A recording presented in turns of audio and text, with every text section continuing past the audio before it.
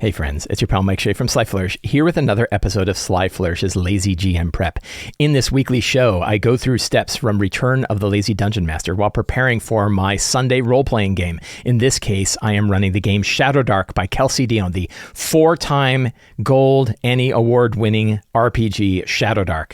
I am running a campaign set in the Gloaming, which is the setting from Cursed Scroll 1. All of those books are available from Arcane Library, and you can find links to those in the show notes below. If you like the work that I do, you can check out the City of Arches Kickstarter. The City of Arches Kickstarter is going on right now. It's in its last few days for the Kickstarter. You can find a link to it in the show notes below. You can check out a 42-page sample of the City of Arches, which includes playable scenarios you can run at your table tonight, plus a really awesome sample of all of the awesome stuff you can find in this book. I've been working on this book for 2 years. It is a high fantasy city source book for your fantasy role-playing games.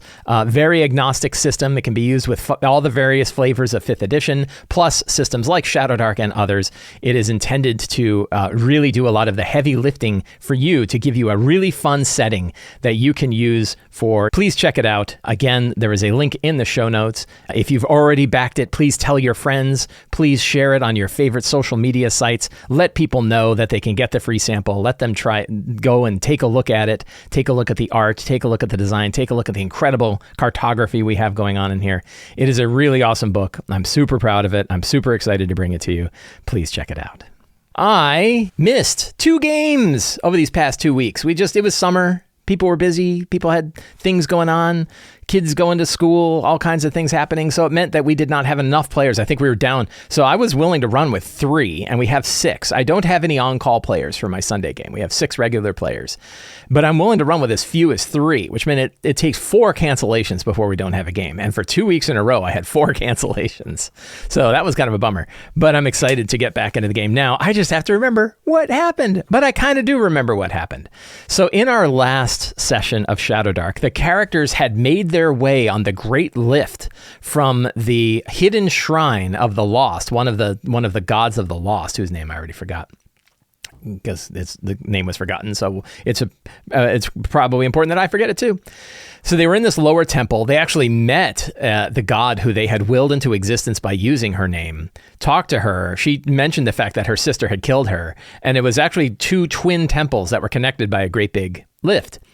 So they took the big lift. They went up to the upper temple. They wandered around the upper temple. I can't remember if they met anybody important or anything else kind of happened there.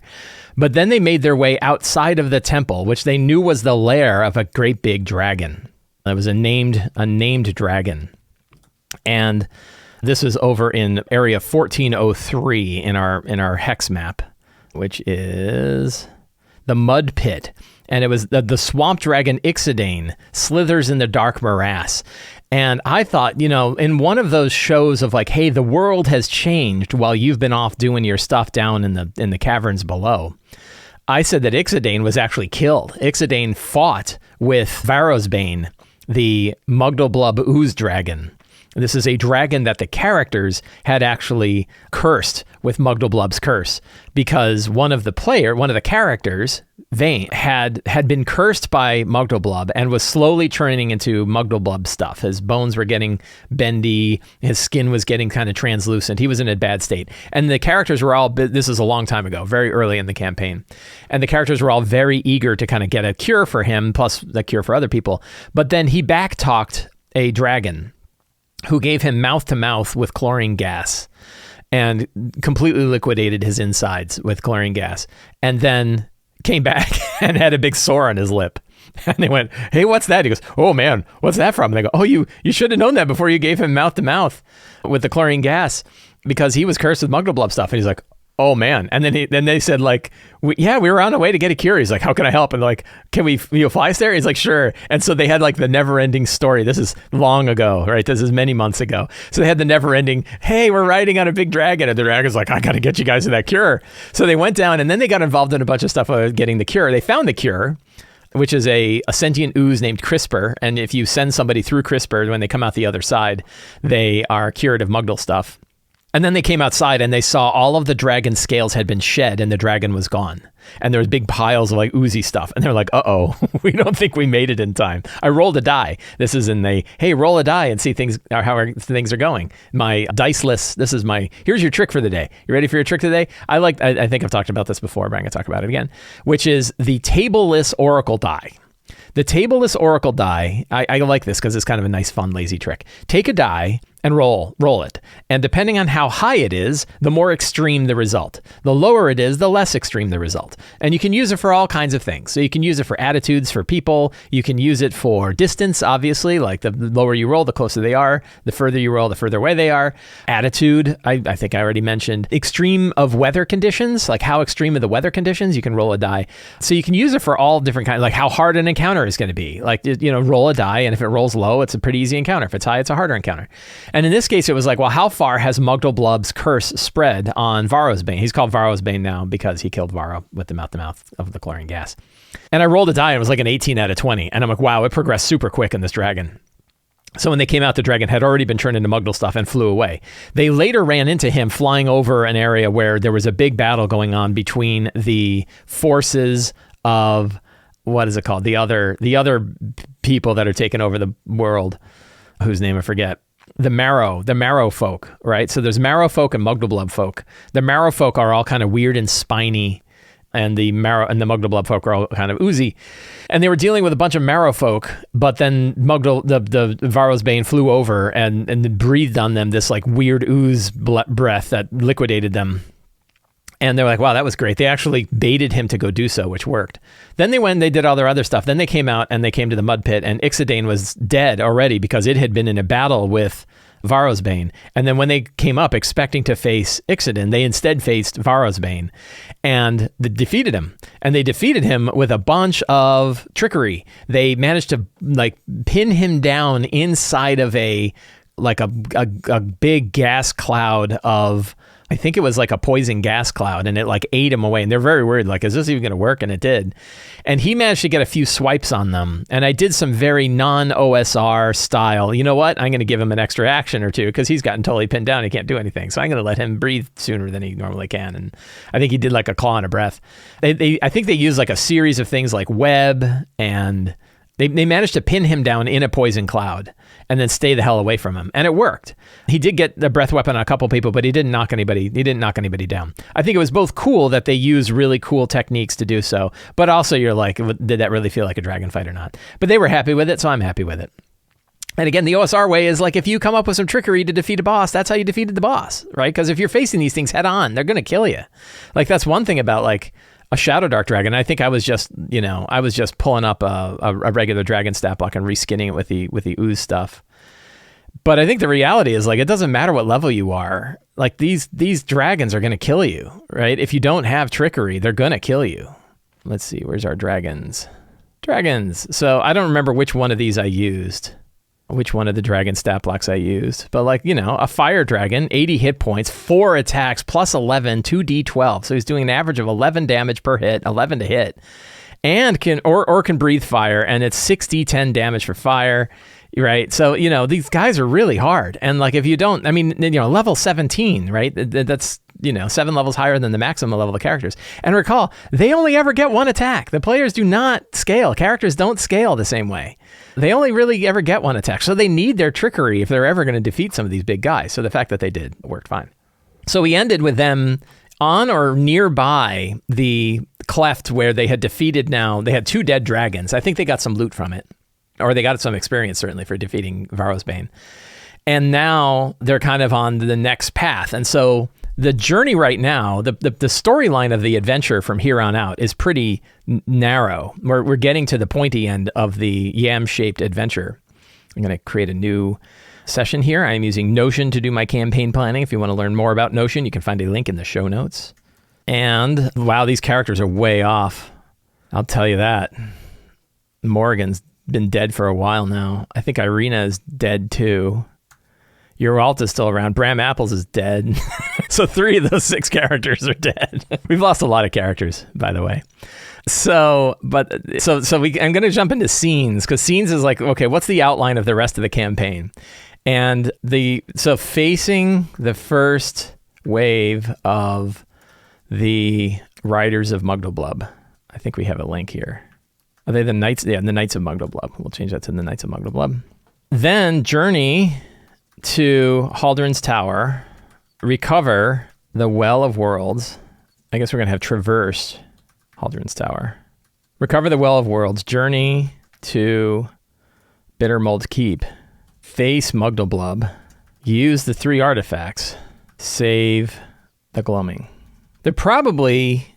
So there's probably little sub bits into this general thing, which is they still need to convince, in order to save, I guess this is like a secret, right? In order to save the Gloaming, not only do they have to destroy Mugdalblub's influence, but convince Undaluk, Almazotz, and Kytheros that they have done so. Now, that could just be like an epilogue, right? But if they want to stop Almazotz from destroying the entire planet, they're going to have to convince, maybe, I don't know. We're going to say there is a cosmic battle going on above the Gloaming between Almazotz and Mugdalblub. And I think they can see it in the sky. People can see it in the sky. A small, I'm going right into the secrets, contingent of refugees. And what's the name of that? What's the name of the town?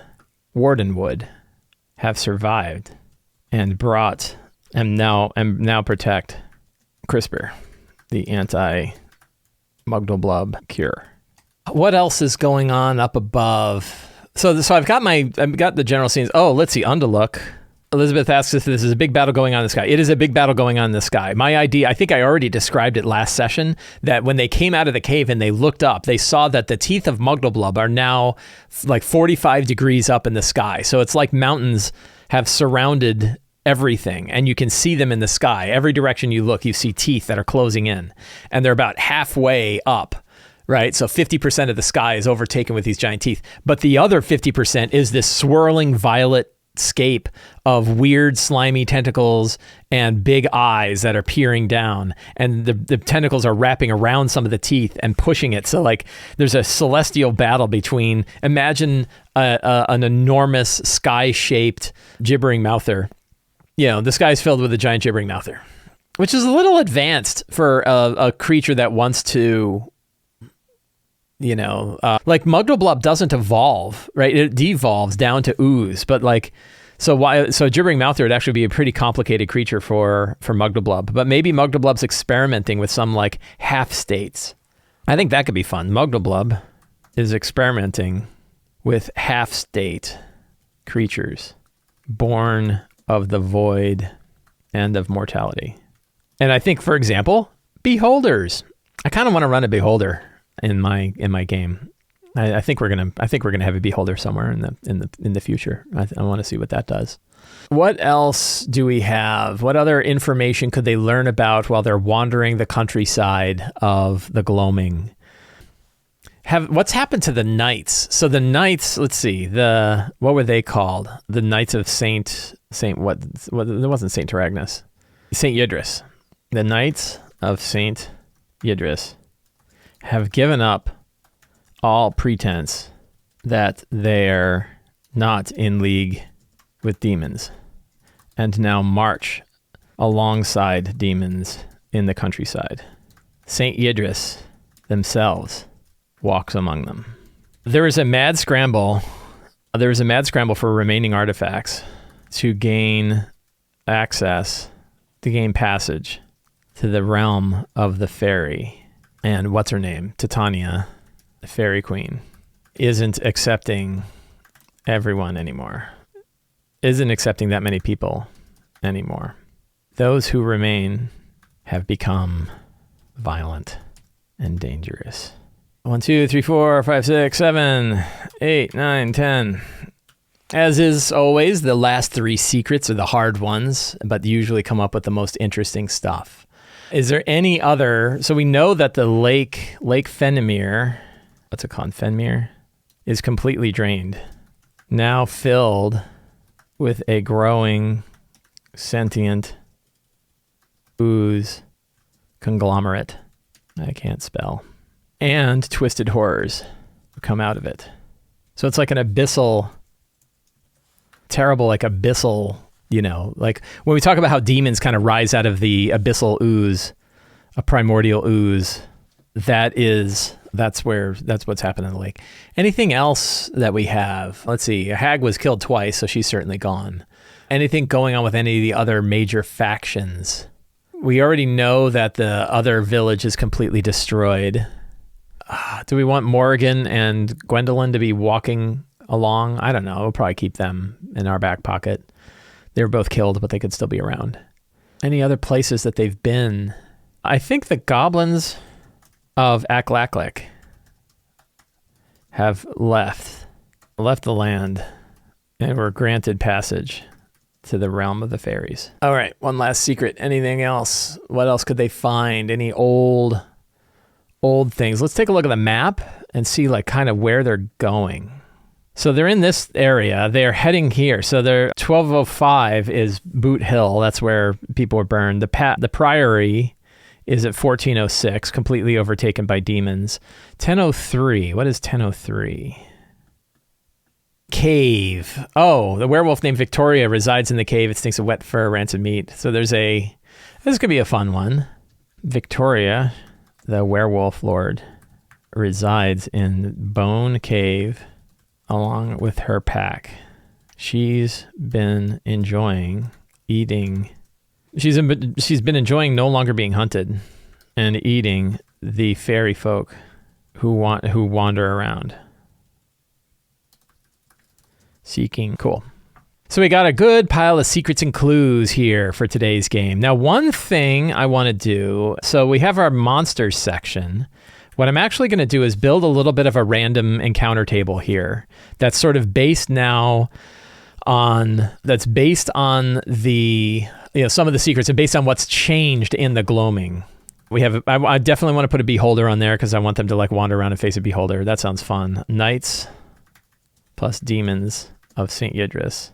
That's a good one. Refugees of what's it called? Wardenwood.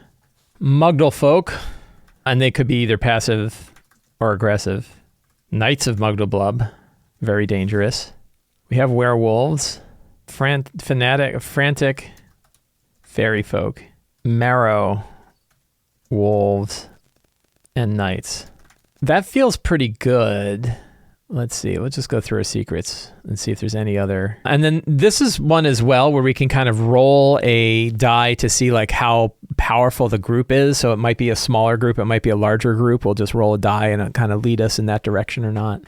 Treasure we do randomly, so we're not going to worry about treasure. NPCs. I know I want Crisper on there. We will eventually have Haldren.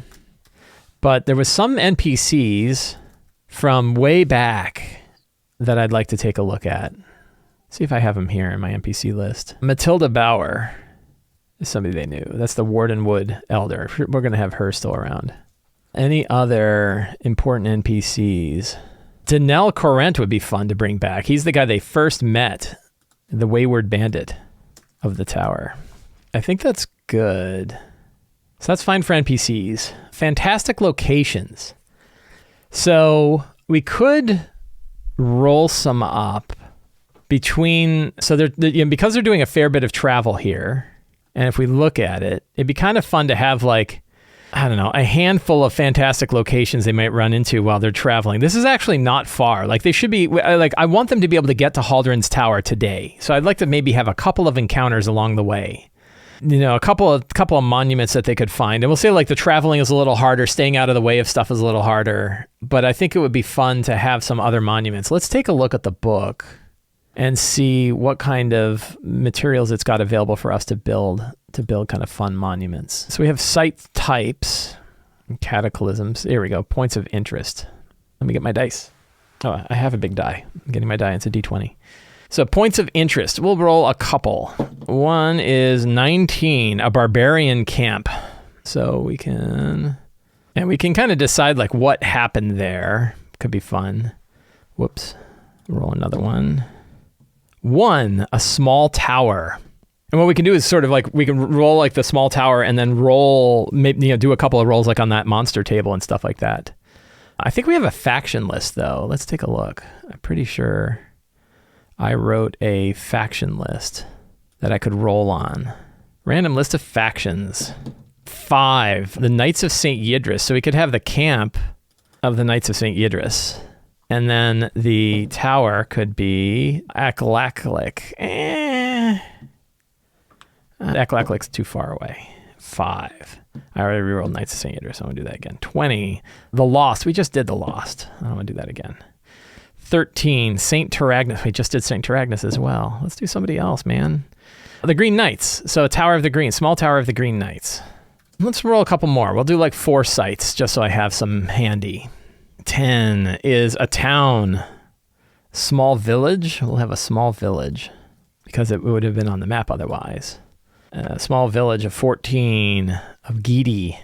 And let's roll another. 2, a fortified keep connected to a large tomb. I like that. That sounds fun.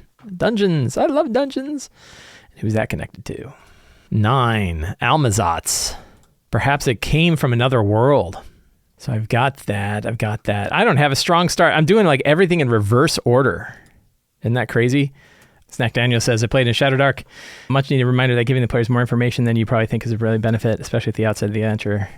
There's nothing worse than the players stopping in the middle of the game and asking each other, why are we doing this? That's not the worst thing. The worst is not having an answer to that question. I think it's totally fine if the players say, why are we doing this again? And then one of the other players is, because we need to get the skull. If we don't get the skull, we're not going to be able to use the podium. If we can't use the podium, we're not going to get the thing. As long as there's an answer to that question, you're okay. Because sometimes the players are going to forget. But it's when there is no answer to that, that's bad. Yeah, goals are important. Goals are one of the things that are really important. I wanted to get my notes because I want to see if I had the character names on here. So, Irina is dead. So we have Hera. Hera is a new half-orc fighter of St. Taragnus. We also have Squee, who is a kobold wizard. And let's see, Irina's dead. Uralt, Dazzer, and Kalem. We're missing somebody. Somebody died. And I don't know who. And I don't have it in my notes. That's bad. I don't even know all the characters, much less have like background of all the characters. So, I don't know. Past Mike Shea, not doing his job. I wrote it like on an index card and then threw it away. So, Uralt, former Knight of St. Yidris, heavy in arms, and now is a follower of the goddess, who is, I'm trying to remember the name of the goddess. It's been too long, and I don't have it in my old notes. Oh well. So I think the coming of the Knights of Mugdalblub. So let's see. How many knights could there be? I think up to potentially 3 knights. So we will roll, let's see, probably between 2 and 3. So that's what? A D4 plus 1. 1D2 plus 1. And it is 3 knights. You know what? I might have people roll this at the game because I think that'd be more fun. Like I'm going to make them, they can, and I'll tell them. So 1, how many knights? And it's 1D2 plus 1. So between 2 and 3. How far away? 1D6. How aggressive? 1D6. Which ones? And for that, I need a list. So let's go get my Knights of Mugdalblub. They're all still around. So we will roll to see which ones are around. And that will be the Knights of Mugdalblub heard the call, heard Varro's Bane's call. They ride on dire wolves. And let's take a look at the dire wolves. Monsters, dire wolf, comma, dire. Page 264. Except for Garuvad of Vol. Rides a... Do they have hellhounds? We might do a winter wolf. I think we're going to do a winter wolf because they're huge. But it's a flamey winter wolf. Cool. All right. So that's my strong start. I know the characters, except for one of them, because he died. Got a strong start. I've got scenes. I got secrets. I got locations. I got NPCs. And I've got monsters. I think I am all set Friends, I want to thank all of you for hanging out with me today while I prepared for my Shadowdark game. If you enjoyed this show, again, please check out the City of Arches Kickstarter. It's going on right now. It's ending very soon. It is an awesome book. I think you're really going to like it. And if you want to find out if you like it, check out the 42-page sample. There's no reason not to check that out. It's one single click. You don't have to sign up. All you have to do is check it out. But I think you're going to love it. And I really hope you'll support this project of mine. It's really, really going to be great. Thank you all so much. Have a great day and get out there and play an RPG.